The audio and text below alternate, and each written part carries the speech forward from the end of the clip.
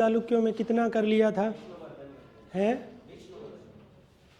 पूरा कर दिया था क्या बादामी के चालुक्य? दिखा दो मुझे कितना दिखा दो, किसने लिखा है सही तरीके से। देखो वाकाटक हो गया, बादामी के चालुक्य कीर्तिवर्मन, कीर्तिवर्मन के बाद में मंगलेश, फिर पुलकेशिन द्वितीय, पुलकेशिन द्वितीय का एहोल अभिलेख, एहोल अभिलेख रविकृति, ये एहोल अभिलेख संस्कृत में,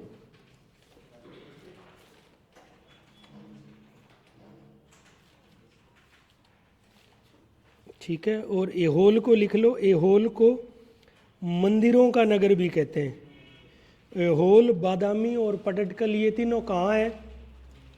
कर्नाटक में। देखो अपने को पता इसलिए नहीं लगता, दक्षिण भारत में मंदिर ज़्यादा सुंदर है उत्तर भारत से, तो अब अपना को ये पढ़ाया ही नहीं गया कभी। एहोल, ये एहोल है ना यूनेस्को की वर्ल्ड हेरिटेज साइट है। एहोल, बादामी और पटडकल, पटडकल, इनमें बड़े बड़े मंदिर हैं। एहोल में है गुफा मंदिर, एहोल, बादामी और पटडकल। एहोल को मंदिरों का नगर भी कहते हैं, लिख लो मंदिरों का नगर। और इनका जो फेमस जो है, फेमस है इनका एहोल अभिलेख। किसका है एहोल अभिलेख? पुलकेशिन सेकंड का है भाई। रचयिता रविकीर्ति है, राजा कौन सा है?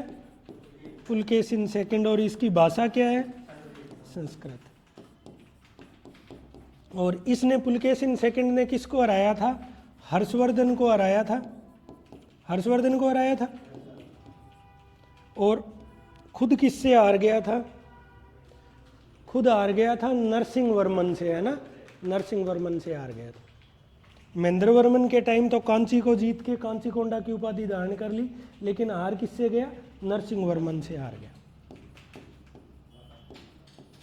इसमें अगर याद रखो ना आप, तो एक तो ये पुलकेशिन सेकंड याद रख लेना, और एक ये एहोल, बादामी, पटडकल याद रख लेना, और ये एहोल अभिलेख याद रख लेना। बस इतना ही याद करना, इतना ही रट्टा मारना है। डीप में आपसे कोई कुछ नहीं पूछेगा। अब करो, देखो इनके समकालीन कौन थे? बादामी के चालुक्यों का समकालीन कौन होगा? कांची के पल्लव होंगे। ऐसे मत करो भाई, कांची के पल्लव होंगे भाई। ये कर्नाटक में बादामी के चालुक्य, एहोल, बादामी, पटडकल, बादामी के चालुक्य। मैप बनाओ। और यहाँ होंगे कांची के पल्लव। कांची कहाँ है? तमिलनाडु में कांची। और यहाँ के होंगे पल्लव। एक नगर तो कांची होगा, दूसरा इनका होगा महाबलीपुरम।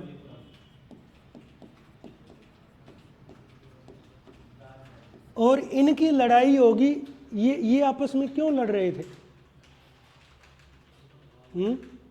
कृष्णा और तुंगभद्रा नदियों के बीच का उपजाऊ दोआब था रायचूर का दोआब। वो इतना उपजाऊ था जिसकी कोई सीमा नहीं थी। नदियों के बीच के दोआब उपजाऊ होते, तो ये किसके लिए लड़ रहे थे? रायचूर दोआब के लिए लड़ रहे थे, है ना। रायचूर दोआब, रायचूर दोआब के लिए लड़ रहे थे। बना लो मैप, है ना। एडिंग डालना, कांची के पल्लव, एडिंग डालो, कांची के पल्लव, कांची के पल्लव, कांची के पल्लव लड़ाई कर रहे थे उपजाऊ रायचूर दोआब के लिए। अब ये रायचूर दोआब क्या है देखना। यहां कृष्णा नदी है, कृष्णा की ऊपर वाली शाखा तो है भीमा, नीचे वाली है तुंगभद्रा। तो ये जो कृष्णा और तुंगभद्रा के बीच का दोआब है, कृष्णा और जो ये तुंगभद्रा रिवर के बीच का दोआब है, ये रायचूर दोआब है। और इस रायचूर दोआब के लिए है ना, ये जो बीच वाला एरिया है ये रायचूर दोआब है। इस रायचूर दोआब के लिए पहले तो बादामी के चालुक्य और कांची के पल्लव लड़ेंगे, बाद में विजयनगर और बेमनी लड़ेंगे।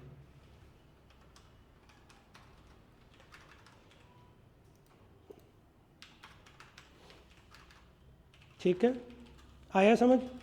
ये रायचूर दोआब बहुत इंपॉर्टेंट है।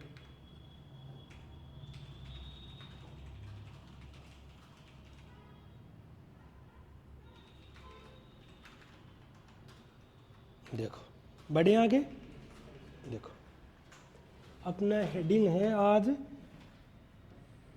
कांची के पल्लव।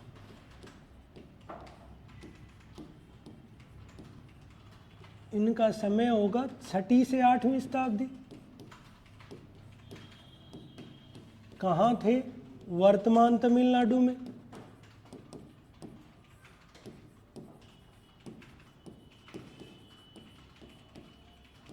वंश का संस्थापक कौन हो जाएगा? सिंह विष्णु। सिंह विष्णु, और सिंह विष्णु का समय होगा 565 से लेकर 600 तक।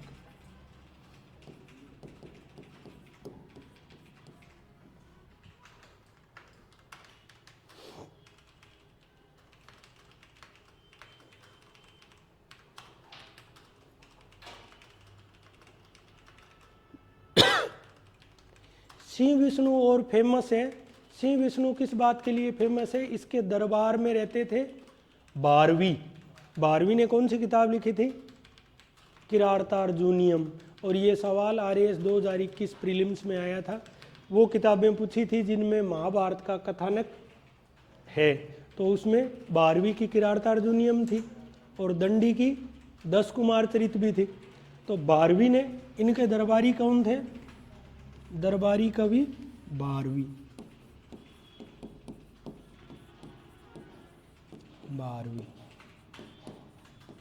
12वीं कौन सी भाषा के कवि थे? संस्कृत के। हिसाब से तमिल होना चाहिए, लेकिन इस समय संस्कृत का प्रचार हो रहा था। और इनकी पुस्तक का नाम है किरातार्जुनीयम। क्या कथानक है किरातार्जुनीयम का? हाँ, किरात प्लस अर्जुन। किरात का मतलब शिकारी, तो किरात प्लस अर्जुन। अर्जुन तो अपने थे ही पांडव। और किरात के वेश में कौन था? शिव जी। अर्जुन को घमंड हो गया कि मेरे से बड़ा कोई धनुर्धर दुनिया में है ही नहीं, तो शिव जी आए किरात का वेश धारण करके। तो इसमें महाभारत का कथानक हो गया ना।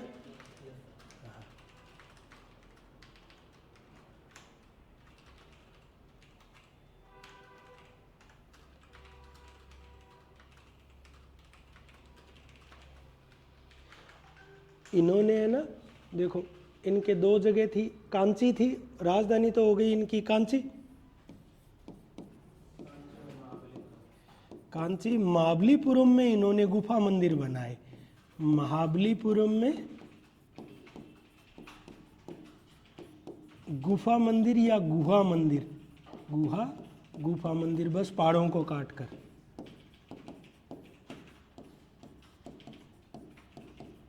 ठीक है, पल्लव इंपॉर्टेंट है। और पल्लवों की क्या इंपॉर्टेंस है? दक्षिण भारत में भक्ति आंदोलन की शुरुआत किसके समय हुई थी? पल्लवों के शासनकाल से हुई थी, है ना। तो इनके काल में भक्ति आंदोलन का भी आरंभ हुआ था।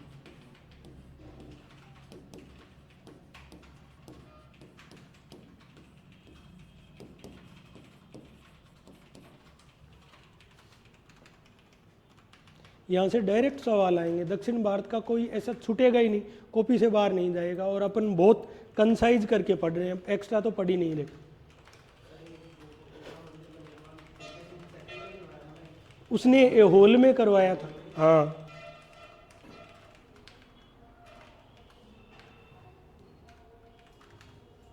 देखो अब आगे बढ़ो। इनके बाद आएंगे शासक महेंद्र वर्मन। महेंद्र वर्मन का टाइम होगा 600 से 630। और ये वही महेंद्र वर्मन है जिसके समय में, इसके समय में किसका आक्रमण हुआ था कांची पर? पुलकेशिन द्वितीय का हुआ था भाई। बादामी के पुलकेशिन द्वितीय ने आक्रमण किया।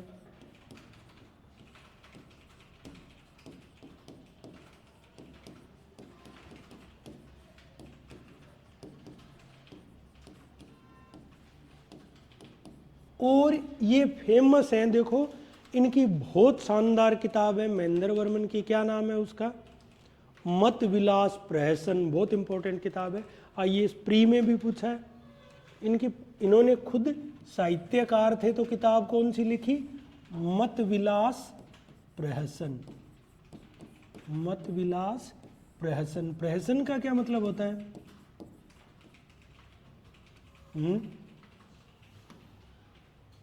थोड़ी तो हिंदी पढ़ते होंगे।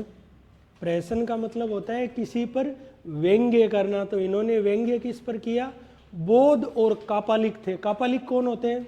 भगवान शिव के ही भक्त है ना, शिव के भक्त, जैसे कापालिक भी है, कालामुख भी है, शिव जी के अलग अलग वो जो है। तो इन्होंने इस पर व्यंग्य किस पर किया है, बौद्ध भिक्षुओं और कापालिकों पर, व्यंग्य बौद्ध भिक्षुओं एवं कापालिकों पर। ये किताब बहुत इंपॉर्टेंट है।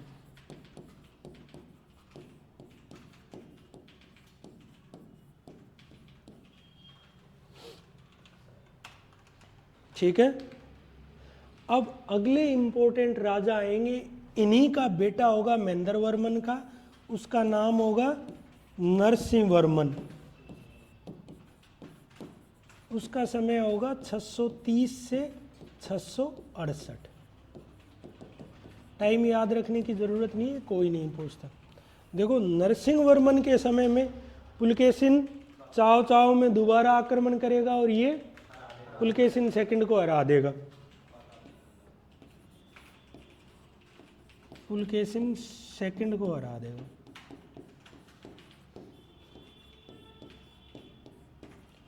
और हरा के कहाँ तक पहुंच जाएगा, बादामी तक पहुंच जाएगा। बादामी में एक मंदिर है मल्लिकार्जुन मंदिर, उसके शिलालेख में नरसिंह वर्मन का नाम है ना। तो पुलकेशिन द्वितीय को एक तो ये हरा देगा, हरा के कौन सी उपाधि धारण करेगा, वातापी कोंड। वातापी कोंड मतलब वातापी को, गौरव का हरण करने वाला या वातापी को हराने वाला। दूसरा काम क्या करेगा, ये उपाधि धारण करेगा महामल। महामल मतलब बहुत बड़ा योद्धा। दूसरी उपाधि क्या धारण करेगा, महामल। महामल मतलब बड़ा योद्धा। बड़ा योद्धा है तो महामल को साथ में क्या कह देते हैं, मामल भी कह देते हैं, आम बोलचाल में मामल कह देते हैं। तो इसका नाम नरसिंह वर्मन मामल भी कह देते हैं, नरसिंह वर्मन मामल। अब ये क्या करेगा, इस पुलकेशिन द्वितीय को हराने की खुशी में नया नगर बसाएगा, उसको क्या कहते हैं, महाबलीपुरम। और ये महाबलीपुरम कहाँ है, आज के तमिलनाडु में है ना। तो इस खुशी में नया नगर बसाएगा, नए नगर को क्या कहेंगे, महाबलीपुरम। नए नगर को कहेंगे महाबलीपुरम।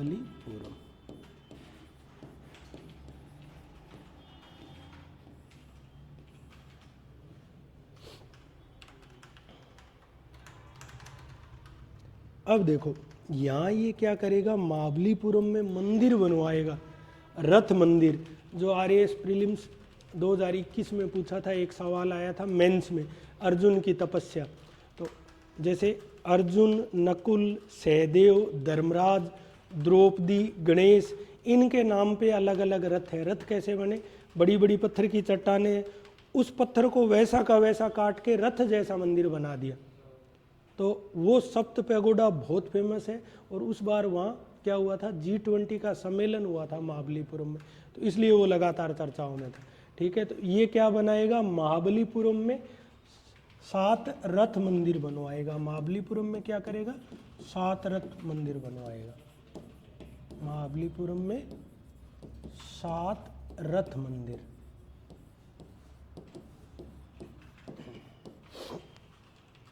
इन रथ मंदिरों को, रथ मंदिर कैसे बनाएगा, चट्टानों को काटकर।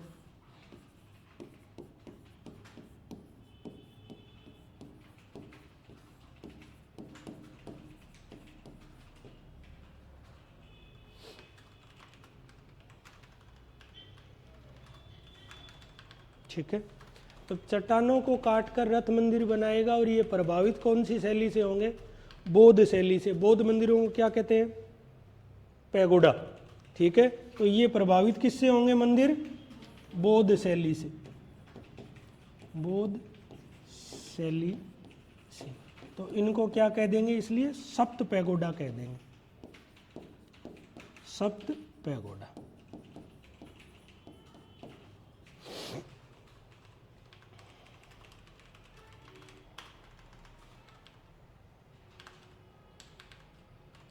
इनको कह देंगे सप्त पैगोडा, क्योंकि ये बौद्ध शैली से प्रभावित है। ठीक है, अब इन सप्त पैगोडा में क्या क्या है?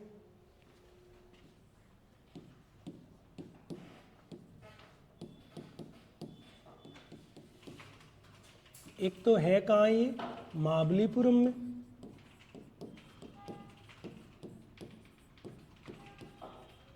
और चट्टान को सीधा ही काट कर रथ के रूप में मंदिर।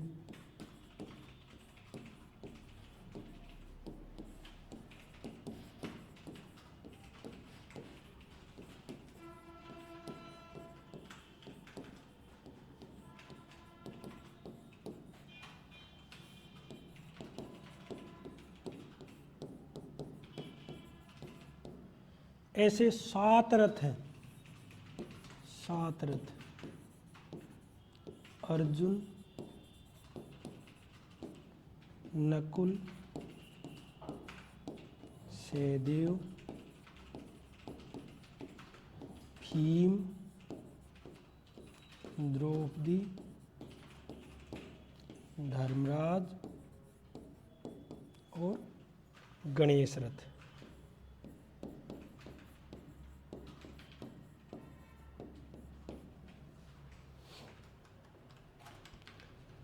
अर्जुन, नकुल, सहदेव, भीम, द्रौपदी, धर्मराज और गणेश रथ। और इसीलिए ये यूनेस्को की वर्ल्ड हेरिटेज साइट में है ना, यूनेस्को की वर्ल्ड हेरिटेज साइट।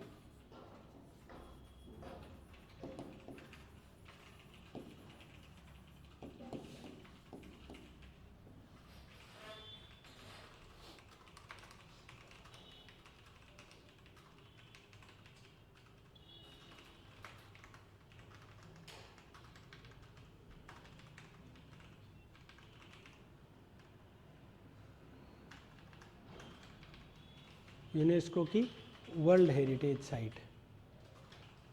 अब नरसिंहवर्मन फर्स्ट के शासक बाद बनेगा शासक नरसिंहवर्मन द्वितीय।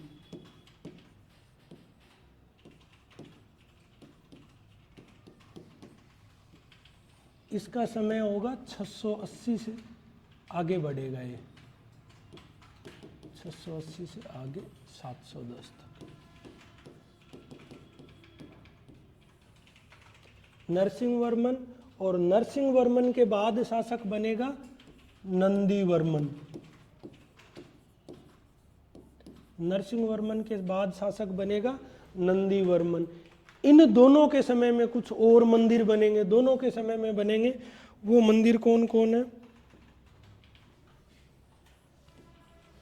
कांची का कैलाशनाथ मंदिर, शिव जी का मंदिर है, कांची का कैलाशनाथ मंदिर। देखो, एक कैलाशनाथ मंदिर है ना, ऐहोल में भी है। कांची का कैलाशनाथ, कैलाश का नाथ कौन है? शिव जी है। कांची का कैलाशनाथ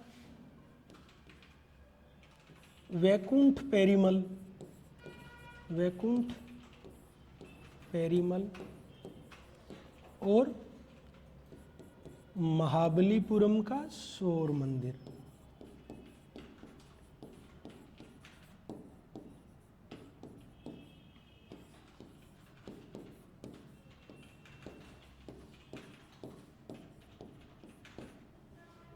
कांची का कैलाशनाथ मंदिर, कांची में वैकुंठ पेरीमल और महाबलीपुरम में शोर मंदिर।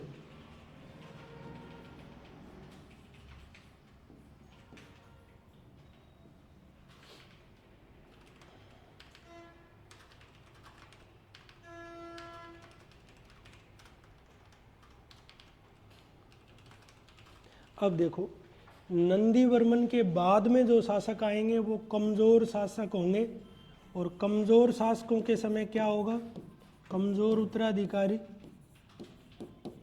इन्हीं का एक सामंत होगा विजयालय चोल, और वो विजयालय चोल क्या करेगा,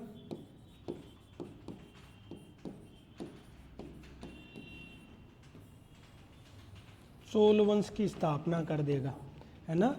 पल्लव वंश को समाप्त कर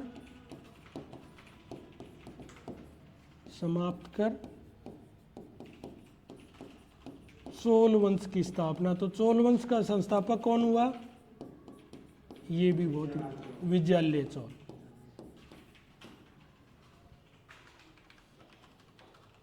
ये सीक्वेंस याद रखना। और ये चोल भी है ना बहुत इंपॉर्टेंट शासक हैं। ये इतने जोरदार शासक थे, श्रीलंका को हरा दिया, इंडोनेशिया को हरा दिया, जावा, सुमात्रा, बोर्नियो जो मिलता था उसको हरा देते थे। बहुत शक्तिशाली शासक थे। नेवी बहुत शानदार थी, नेवी की उससे ही हराएंगे, है ना। तो पल्लवों के बाद हम पढ़ेंगे चोल।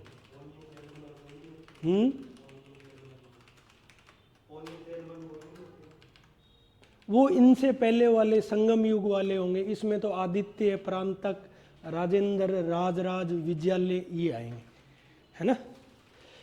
वो देखो जो संगम युग में था ना, संगम युग के चोल हैं वही चोल हैं, बीच में 6 शताब्दी तक शांत रहेंगे, और फिर 9वीं शताब्दी से अचानक इनका उत्कर्ष होगा।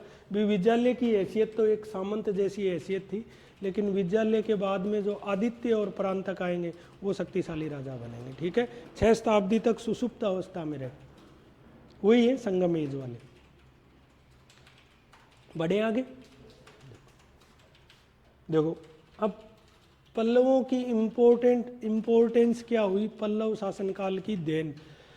तो ये इंपॉर्टेंट है ना, पल्लव शासनकाल की देन।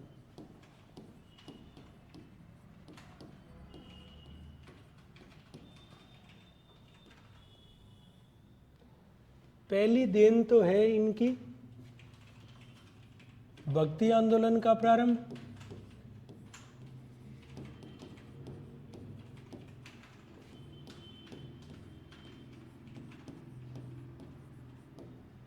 ठीक है। दूसरा, संस्कृत में नाटक लिखे गए, संस्कृत भाषा का विकास, संस्कृत नाटक। तो संस्कृत नाटक में एक तो आ जाएगा 12वीं का किरातार्जुनीयम,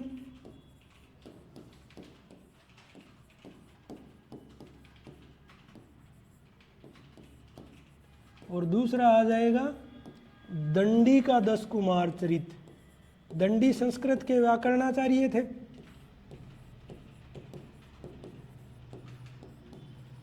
दंडी की व्याकरण चलती है ना, कोई है क्या तुम्हें संस्कृत का? दंडी की व्याकरण चलती। देखो ये व्याकरणाचार्य थे, व्याकरणाचार्य। दंडी किसके दरबार में रहते थे? नरसिंह वर्मन सेकंड के दरबार में रहते थे, है ना। नरसिंह वर्मन सेकंड के दरबारी थे ये। और इन्होंने किताब कौन सी लिखी दंडी ने? दंडी के नाम से याद रख लेना, 10 कुमार चरित। ये भी इंपॉर्टेंट किताब है ना, 10 कुमार चरित। क्या है इस 10 कुमार चरित में? तुम्हारे जैसे 10 राजकुमार होते हैं। वो जो उत्तर था ना निम्नलिखित में से, सवाल था कि निम्नलिखित में से किसका कथानक महाभारत से नहीं लिया गया है, उसमें ये आनी थी 10 राजकुमार होते हैं जो घूमते हैं, मौज मस्ती करते हैं, ठीक है। उनके जीवन और उनके रोमांच का वर्णन है ना 10 कुमार चरित, मतलब 10 राजकुमारों के जीवन की रोमांचिक कहानी।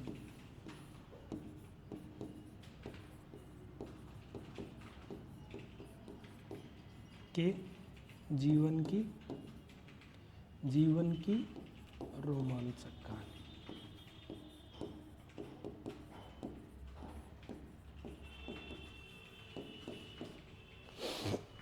ठीक है। 10 राजकुमारों के जीवन की रोमांचक कहानी।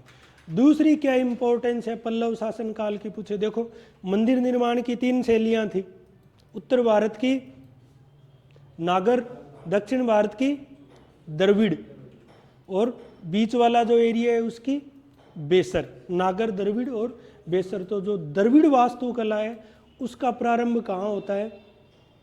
पल्लवों के समय से होता है। उसका विकास किसके समय में होगा? चोलों के समय होगा। जैसे तंजौर का वरदेश्वर या राजराजेश्वर मंदिर है, और एकदम चरम पर कब आएगी? चरम पर आएगी विजयनगर के शासनकाल में। हजार रामा स्वामी मंदिर लिखाया था ना, तो विठल स्वामी मंदिर लिखवाया था, तो वो द्रविड़ वास्तुकला का चरम रूप है। तो अगली देन क्या है इनकी? देन है, देखो, पल्लव वास्तुकला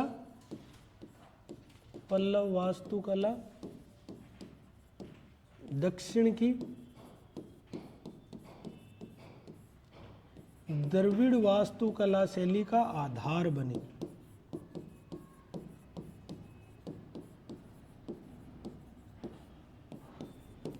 फिर चालुक्यों वाले मंदिर कहाँ गए?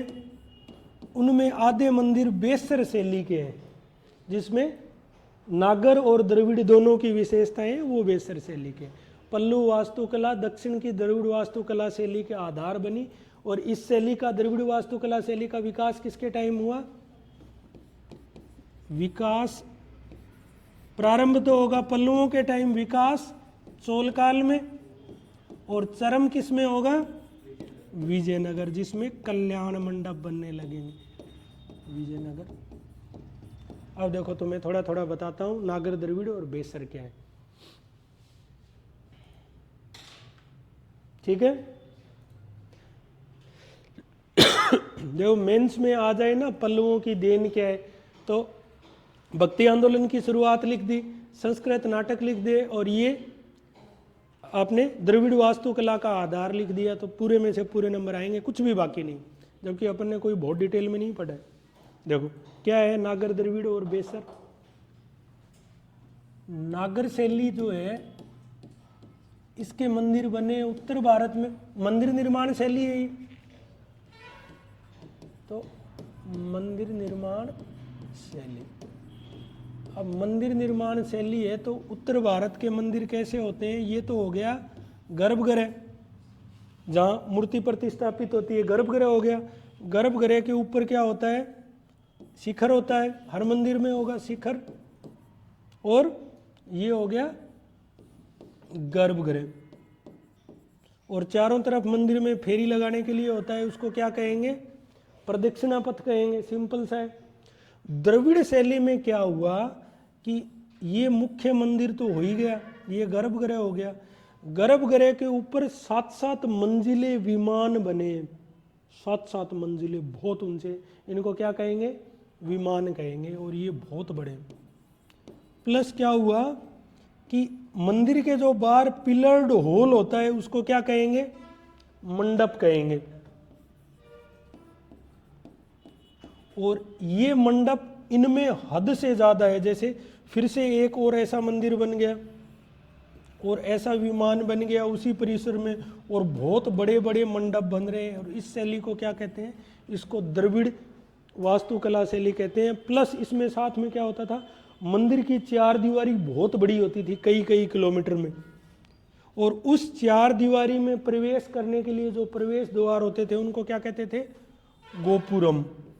जैसे 4 दीवारी हो गई बड़ी सारी, और इस 4 दीवारी में अंदर घुसने के लिए प्रवेश द्वार होंगे, और ये प्रवेश द्वार भी बहुत भव्य होते थे, तो इनको क्या कहेंगे?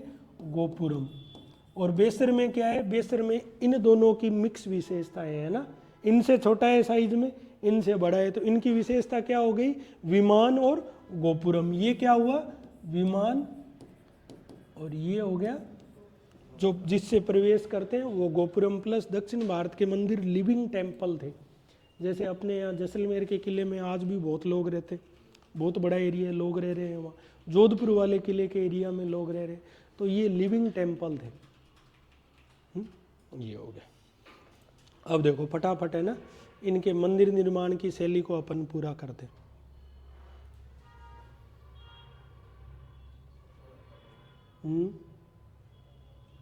गोपुरम बना लेना, चारों दिशा में प्रवेश के लिए बहुत भव्य गोपुरम बनते थे। 7-7 मंजिलें हैं गोपुरम भी। मतलब दक्षिण भारत के मंदिर ज़्यादा भव्य हैं। अपन ने नहीं पढ़ा हो, चाहे अपन अटके रह गए कुतुब मीनार, ताजमहल में। मंदिर बहुत बड़े हैं, योल के, बादामी के, पटलकल के, महाबलीपुरम के, तंजौर के, देखते रह जाओ, इतने बड़े मंदिर हैं।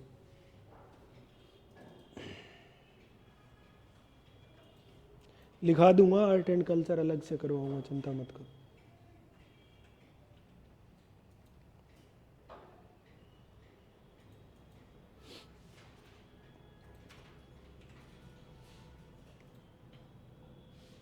गोपुरम इंपॉर्टेंट है। फिर विजयनगर में इन मंडप को क्या कहने लगेंगे?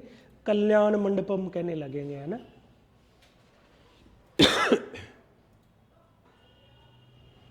बढ़े क्या आगे? देखो,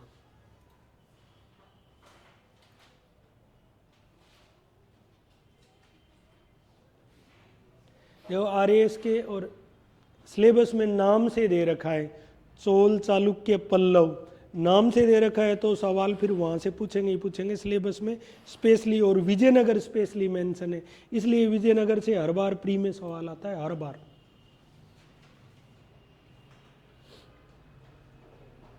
बढ़े आगे, देखो अब है ना, इनकी जो मंदिर निर्माण की शैली है वो स्पेशल हो गई, तो उसको पल्लव मंदिर निर्माण शैली है, उसको एक कलाविद है पर्सी ब्राउन, उन्होंने 4 भागों में बांटा है, वो देख लो। पर्सी ब्राउन नाम है। पर्सी ब्राउन कौन है? कलाविद। पर्सी ब्राउन का पल्लव मंदिर शैली का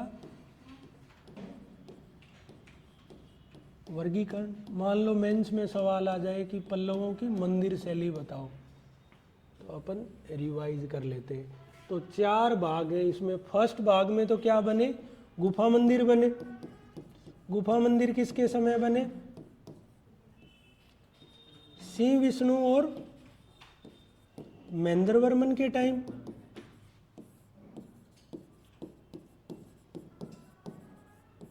फिर 2 नंबर की शैली वो बताएंगे, 2 नंबर की शैली को कहेंगे नरसिंह वर्मन या मामल शैली।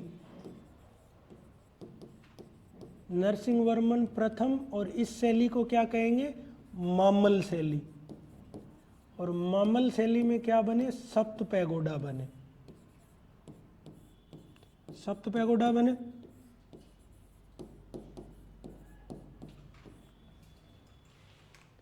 पहाड़ियों को काटकर रथ मंदिर, चट्टानों को काटकर।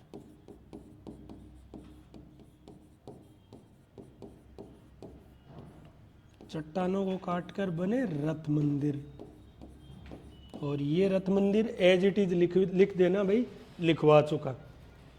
ठीक है, देखो नरसिंह वर्मन फर्स्ट के बाद कौन आया था?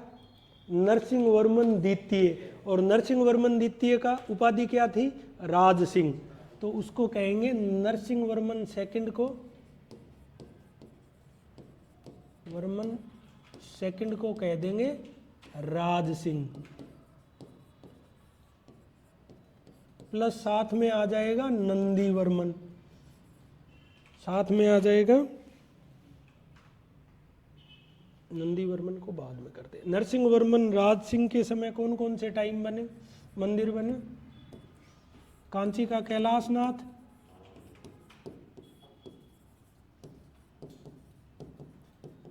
महाबलीपुरम का शोर,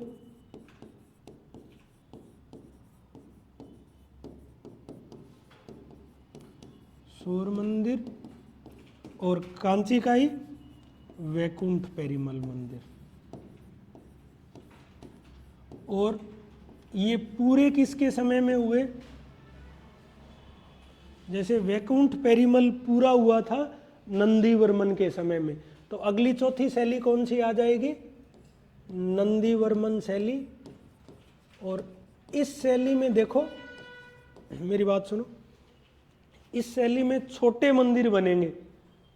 ठीक है, ईंट और पत्थर के छोटे मंदिर बनेंगे नंदी वर्मन शैली में, ईंट व पत्थर के छोटे मंदिर।